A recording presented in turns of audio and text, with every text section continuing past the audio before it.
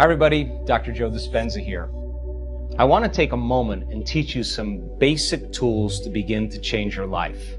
When you invest in yourself, you invest in your future. Number one, take some time out of your busy lives to disconnect from your world. Shut your cell phone off, turn the TV off, power down your computer, sit your body down for a few minutes and close your eyes. Number one. Number two, take some breaths and center yourself. When you center your attention into the present moment, you have more energy to create with. When your mind wanders to the predictable future or the familiar past, that's normal. Just become aware of it. Keep working on settling yourself back down into the present moment.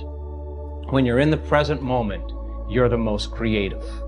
Number three, ask yourself, can I be defined by a vision of the future instead of the memories of the past? What do I want in my life? And take the time to answer the question.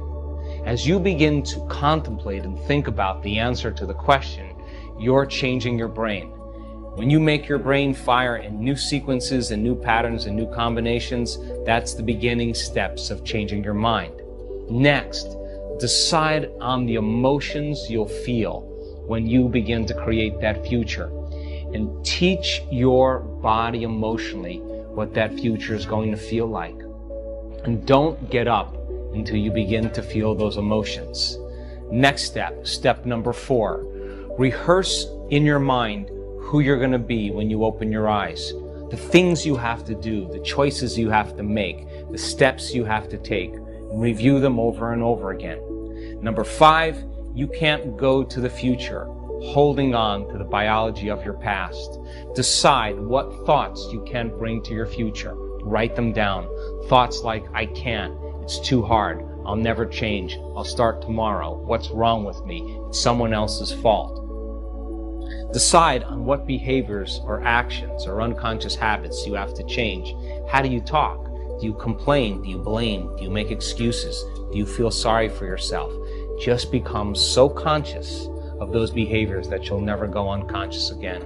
And lastly, you have to decide what emotions no longer belong in your future. That means if you want to be wealthy, you can't take lack. If you want to be healthy, you can't take insecurity or fear. You got to begin to condition your body to a new mind. If you do this every single day, your personality creates your personal reality. And your personality is made up of how you think, how you act, and how you feel. Change any one of those things and you change your life. And begin to measure the effects of you it cause. Give it a shot. Now, there's dangers to be in the present moment. There's dangers to express love. There's dangers to trust, because if you're living in an environment where survival is the credo, you're not going to want to close your eyes and go within. You're not going to want to trust anybody. You know, this is not a time really to relax. This is a time to be vigilant. So then people they can intellectually understand it, but they can't get to that level because they're always perceiving their environment as the jungle. So when we begin to overcome those emotions of stress that are highly addictive, the body is no longer being tormented like an addict. That is when the body starts to liberate energy, and that's when our heart starts to open, and that's when we start to believe in possibility again. So if our personality creates our personal reality, we make a decision first. We examine who we've been, and I call it crossing the river of change, from the old self to the new self. Crossing that river is going to be uncomfortable. It's going to feel unfamiliar, and you are going to feel like it's unpredictable, because the moment you're no longer thinking that way or acting that way or feeling that way, you're going to feel like an unknown. Now, this is the biological, the neurological, the chemical, and even genetic death of the old self. This is the pain that you experience because the body's looking for its familiar chemical state. That pain is normal, and if you understand that that void, that unknown, is the perfect place to create in, that's the place you want to create in, and not to fear it, but to embrace it. And your body's craving the familiar chemicals that it's addicted to. then you might want to say when you're in that place, well, the best way to predict my future is to create it, not from the known, but from the unknown. Now, this perfect place of creation is where people begin to do the uncommon. This is where their soul begins to speak to them. This is where they see a greater purpose for themselves in their lives, and they're no longer playing by the small-minded games any longer because they're connected to some bigger vision in the future. I think transformation is really the one thing that I'm more passionate about than anything else. And so I think number one, taking time out of our busy day for ourselves is the greatest service that we can do for ourselves, for our family, for the people we work with, and for our community.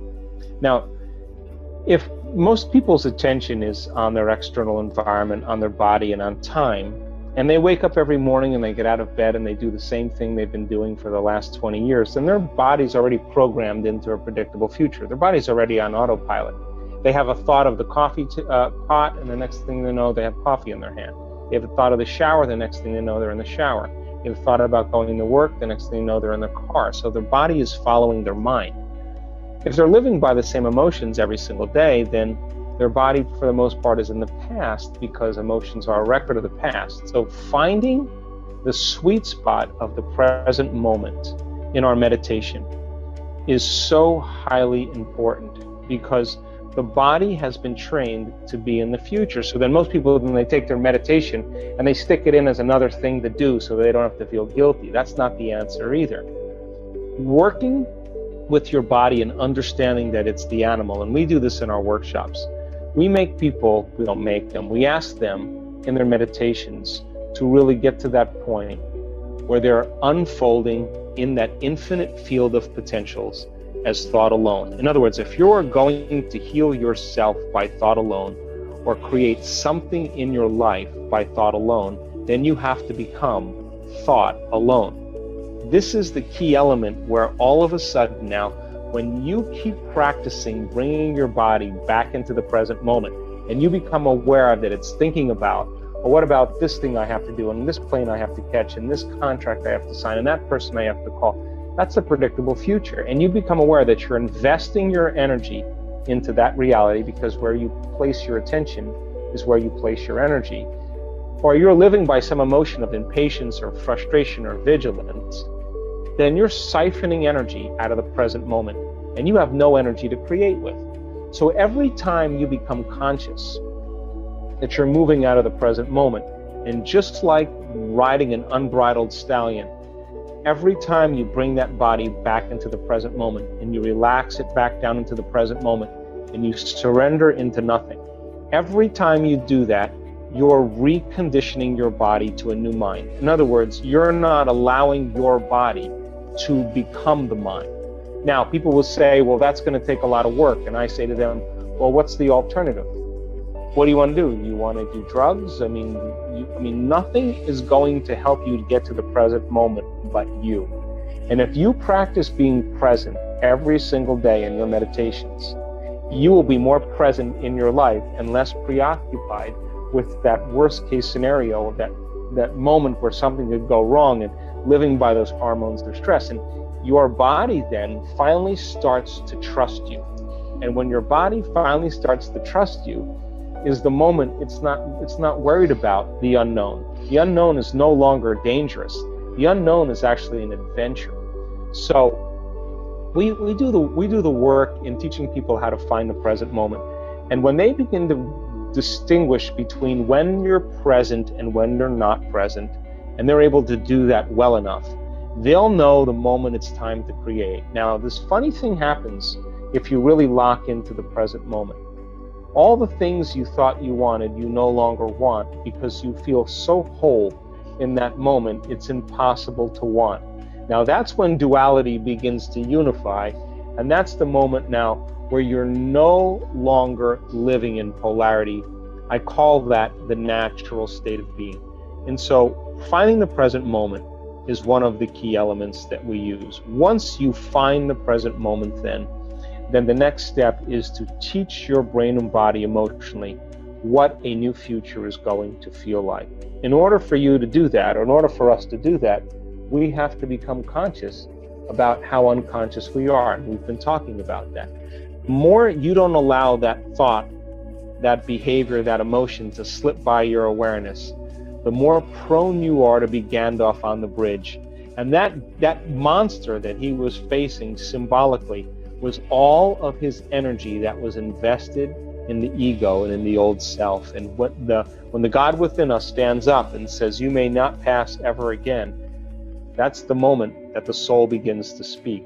And so we do the work every day to present ourselves as a greater expression of ourselves every day. And in the beginning, it will feel unnatural, it will feel uncomfortable, but I swear there's been hundreds of people, once they start seeing the effects and they find true joy within them because they're pleased with themselves and they got beyond themselves. I mean, in the brain scans that we studied with people, I can tell you that when people get beyond themselves, they are so incredibly powerful. The self that's attached to the emotional body, that's attached to the pain, that's attached to the past. And then, by the way, they tell the story based on those emotions. And Scientific American said 3 months ago that 50% of everything that people talk about in their past is a lie. It's not the truth, because they have a different brain today than they did at the time of the event. So getting people beyond their past, I think, and getting them into the present moment begins to liberate the most amount of energy.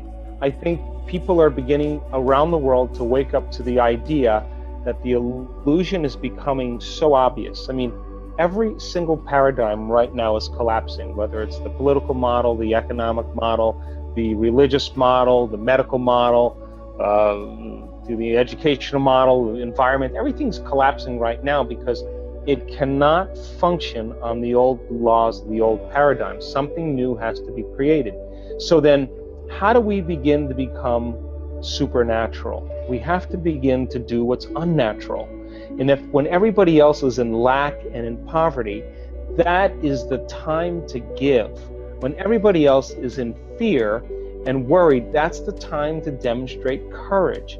When everybody else is judging and warring, that's the time to show love and compassion. And if we keep doing the unnaturals long enough, sooner or later we'll begin to become supernatural. So our soul's journey then is to step out of the quagmire and the limited beliefs and perceptions that keep us playing in this limited realm, this limited density, where we are matter trying to change matter. Once we get a taste of the divine, and that divine, again, we've measured this over and over again. When you are that thought in that infinite space, when the brain is perceiving space and no longer perceiving objects, it gets very organized. It gets very coherent. And when the brain gets coherent, we get coherent. When the heart gets coherent, we love way more. And that's when we begin to emulate the divine. So over and over again, as we begin to climb out of these limited states, and we break free from those survival emotions that keep us feeling more like matter and less like energy, the side effect of all of that is becoming more energy and less matter. And that's when we start to demonstrate being a vibrational being.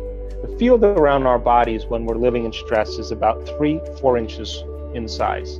Open your heart, it can be up to 9 meters wide. We measured. And so then when you begin to open your heart, you feel connected to something greater. That's the beginning. That's when the soul says, now I have infinite possibilities to experience, and I get to select as a free-willed individual where I want to place my attention. That's when we're liberated. So I think it's a great time for us to begin to really embody this information.